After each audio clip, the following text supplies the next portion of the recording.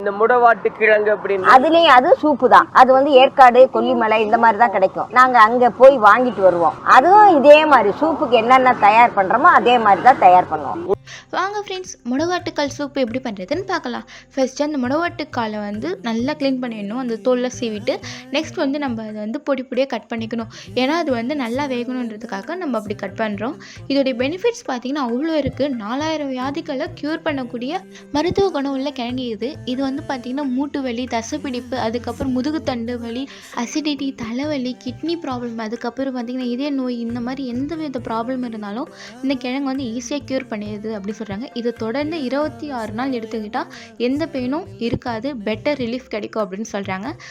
இது எப்படி பண்ணுறதுன்னு பார்க்கலாமா? ஃபஸ்ட்டு ஒரு ஜாரில் முடவாட்டுக்கால், அதுக்கப்புறம் இஞ்சி, பூண்டு, வெங்காயம் சேர்த்துக்கோங்க. எங்ககிட்ட சின்ன வெங்காயம் இல்லைன்றதுனால பெரிய வெங்காயம் ஆட் பண்ணியிருக்கேன். சின்ன வெங்காயம் ஆட் பண்ணால் இன்னும் டேஸ்ட்டாகவே இருக்கும். அது கூடவே தக்காளி, கருவேப்பிலையெல்லாம் போட்டு நெக்ஸ்ட் வந்து பார்த்திங்கன்னா ஒரு பிளேட்டில் சீரகம், பட்டை, காம்பு, பெருஞ்சீரகம், மிளகு இதெல்லாம் போட்டு நல்லா கிரைண்ட் பண்ணி எடுத்துக்கணும். பேஸ்ட் இந்த பதம் வந்த உடனே எடுத்துடுங்க. நெக்ஸ்ட்டு ஒரு பாத்திரத்தில் மஞ்சத்தூள் ஆட் பண்ணிவிட்டு நம்ம அரைச்சி வச்ச பேஸ்ட்டு அதில் போட்டு நமக்கு தேவையான அளவு வாட்டரை வந்து ஆட் பண்ணிக்கணும். உங்களுக்கு எவ்வளோ தேவையோ அவ்வளோத்துல ஆட் பண்ணிக்காங்க. பட் வந்து ரொம்ப தண்ணியாக இருந்துச்சுன்னா நம்மளுக்கு அது சரியாக வராது, கொஞ்சம் கட்டியாக இருக்கணும்ன்ட்டு பார்த்துக்கோங்க. அது கூடவே ஒரு கைப்பிடி உப்பு வந்து அள்ளி போட்டுக்கோங்க. நல்லா கலக்கி விட்டுட்டு அடுப்பில் தூக்கி வச்சுடுங்க. ஒரு 10லேருந்து 15 நிமிஷம் நல்லா கொதிக்க விடுங்க.